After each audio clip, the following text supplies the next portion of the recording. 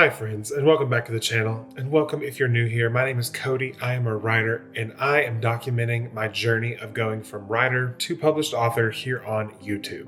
Today, I just want to sort of have a chill, chatty video where I just sit here, share with you kind of how I've been feeling recently, in hopes that maybe one of you out there that sees this video has felt this way and this video can help you in some way. As most of you know from my previous vlogs, last year in 2024, I finished two first drafts of two separate books. The first one was the Ghostwriters Club, which I actually was in the middle of drafting whenever I first started my YouTube channel. The second book is Project Terms and Conditions, which is the one that I wrote this past November for the November Writing Challenge. So here we are, and we are in 2025. It's a new year. Obviously, a lot of us go into the new year with a lot of goals and things that we would like to achieve in the next year. As I was going into this year and planning it out, I looked and I saw that I was able to write two books in 2024, so I should probably keep that same pace in 2025. So on January 10th of 2025, I actually submitted draft 4 of the Ghostwriters Club to my editor. This meant that the project was going to be in his hands for 3 weeks, and I had 3 weeks to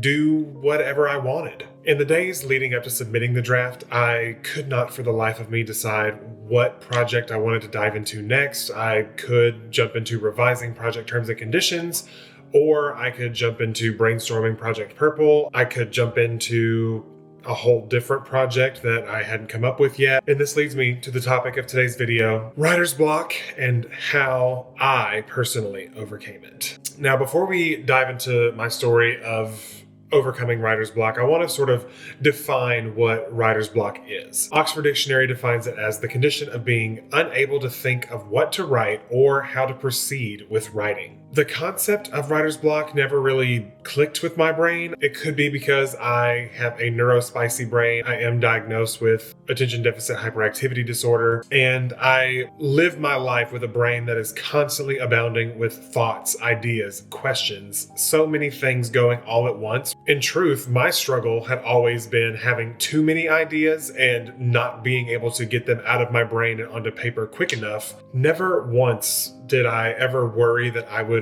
run out of ideas, because last year my brain was full of so many ideas all the time. When I finally submitted draft 4 of the Ghostwriters Club to my editor, I decided that next day that I wanted to come home, and I made the decision that I was going to jump into brainstorming Project Purple. I sat down at this desk, I had a 3-hour session, and by the end of that session, I had a really aesthetic Notion page, and I had pulled some pictures from Pinterest and sort of made like a mood board on Canva to insert into the Notion that I made. But in the grand scheme of things, I hadn't broken any ground on creating this new world. Throughout the next few days, I was constantly thinking about writing. I was craving that feeling that all of us writers feel as we, latch on to that new idea and let ourselves get lost in it. We sit there for hours and time flies by us. We don't even realize it. And next thing we know, we look up, it's 4 hours later and we have an 8-page document of just thoughts and ideas and all of these things that we just had to get out of us immediately. I had managed to find that feeling so easily last year, but for some reason, as I sat here at this desk, it just wasn't happening for me. Each day passed with little to no sign that whatever this was that I was feeling was going to be going away anytime soon. It just sort of lingered like one of those rain clouds that follows you everywhere that you go. Basically, that rain cloud followed me into each of my writing sessions, making them feel unproductive or laborsome, and I just couldn't figure out what was wrong. I won't lie to you guys, I did start to panic. Writing affects so much of my current day-to-day life. I create content surrounding writing. I have plans to publish my debut novel this year, and I have aspirations to publish at least one book every year from now until forever. If I couldn't bring myself to write, the things that I had worked so hard to build over the last year just wouldn't be sustainable. Thursday, January 16th, I finally decided that enough was enough. As I laid there at the end of another unproductive writing day, I began to really compartmentalize all of the things that I was feeling. I knew that writer's block was merely a symptom, and I needed to figure out what was the cause. So I got up, I grabbed a notebook, and I started to write out 2 lists. On the left side of the page was a list of all of the things that I am excited about happening in 2025. I'm publishing my first book. I'm turning 30 and entering a new decade of my life. I'm getting married in March. And then on the other side of the page, I wrote all of the things that I was feeling anxious or feeling nervous about in 2025. After just a few moments, the page was filled to the brim with all of my thoughts and feelings. As I looked at all of the things that I was feeling anxious about or I was feeling nervous about, it sort of clicked with me what the common denominator was. And about 90% of all of the things that I wrote on the anxious, nervous side had something to do with the publishing process or some aspect of selling not only myself, but my stories and trying to define what success looked like for that. And that is when it clicked for me. I think all of us writers have battled with this boundary of writing for creative passion and writing for marketability. At least I know it's something that I've struggled with personally as I'm entering my debut year. All of us enter the world of publishing hoping that somehow, some way,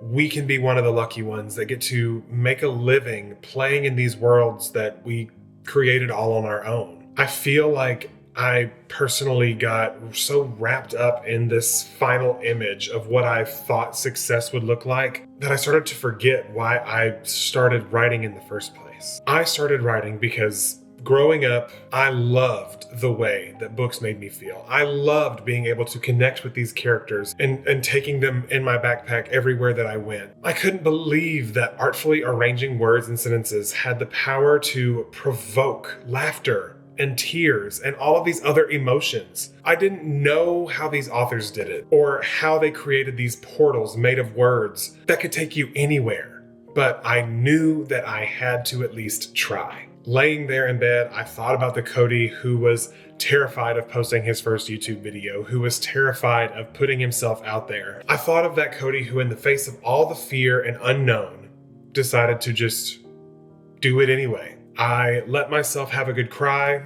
I acknowledged the fear, the doubt, and then I told those feelings that they had long overstayed their welcome and it was time for them to go. Fast forward to this past Friday, the 17th. I woke up that morning feeling this renewed energy. I couldn't quite put my finger on it, but it felt as though this imaginary weight had been lifted off of my shoulders, and I mentally just felt lighter. I won't lie. At first, I was skeptical of this good feeling. I was like, this feels a little too good to be true. So I just let the feeling ride. I went through my day. I finished my work day. I came home from work. And then I decided that I was going to spend the rest of my evening just sitting at the desk and having a free write sesh. Now, for me, a free write sesh just means that I am sitting down with no timer, no pressure, no restrictions, no anything. It's just a blank page, and the first thought that comes across my brain, I latch onto it and I go along for the ride. I won't lie, it was a slow start at first. That was only because I was sort of second guessing myself, waiting to start just in case the next idea that came flying by was going to be better than the one that I had right now. The whole point of me doing this is to prevent me from doubting myself, and here I was already doubting myself before I even gave myself the chance to start. So inevitably, I went back to the original idea, and next thing I knew, 2 hours had flown by. I had 3 pages of a brainstorm document just filled out. When I snapped out of that locked in mode, I felt so just overjoyed and relieved. It felt like this dam had broken within me, and all of the thoughts that had been building up, all of the ideas that were trying to get out over the week finally were able to just pour out of me. I stepped away from the desk that night feeling very accomplished, feeling very proud of myself. I didn't want to push it, so I stepped away and I came back the very next day. The following 2 days, I allowed myself to do the exact same thing, just letting myself free write. I didn't put a timer on it. If I sat for 20 minutes, great. If I sat for 2 hours, great. There was no restriction. There was no goal. There was no anything. It was just me sitting, staring, thinking, and just letting myself type whatever came to me. Which leads me to today, the thing that inspired me to record this video. Right now, every Monday, we are doing productivity live sprints with my patrons over on Patreon. Today was a holiday, So I was off work and I opened the floor to them. I said, hey, how would you guys feel about taking our live stream, going public, and just however many friends we can get in here, we're all going to write together and have a good time. They were all about it. So I said, all right, ask and you shall receive. We went public, and y'all, I was on that live stream for over 3 hours because I was having so much fun. And I don't know who it was. Sorry, y'all, I'm getting a little emotional. I don't know who it was, but someone left a comment on that stream and said, I love how excited you are about this story. And man, I really needed to hear that. And they have no idea how much that meant to me. They didn't know all the things that I had gone through this last week and all of the feelings that, I was feeling. And they didn't know that I was going through this mental block of creativity and doubting everything that I had built over this last year. And just that one comment alone made me so happy. And it inspired this entire video, just in case there's someone out there that needs to hear this. Now that you have heard my story, I want to tell you what I learned through this process. I feel like I got so caught up in chasing my dreams of being a published author that I forgot to nurture my passion for writing. If you are someone who, like me, has set out on this path of becoming a published author, I encourage you today to just stop and take a moment to connect with that part of you that writes for joy. Oh, I'm getting emotional again. Let me stop. Write for the version of yourself that stayed up writing until 3 a.m. because they just had to get this idea out of their head and onto paper. It is so easy to fall into the trap of comparing yourself to all of these other author tubers and these writers on social media that seem like they're just moving faster than you, accomplishing more than you. But I'm here to remind you that at the end of the day, the only writer that you should be comparing yourself to is the writer that you were last week, last month, last year. The story that's been living in your head. Yes, I'm talking to you, the writer that has latched onto this story for 10 plus years, who has always dreamed of writing it on paper, who has let the fear of failure keep them from sharing their story. I see you. I understand you. I'm sending you all of the love in the world. I love you guys so much. Thank you so much for watching this video. I hope that you all have the most amazing week ahead, and I'll see you all next time. Love you. Bye.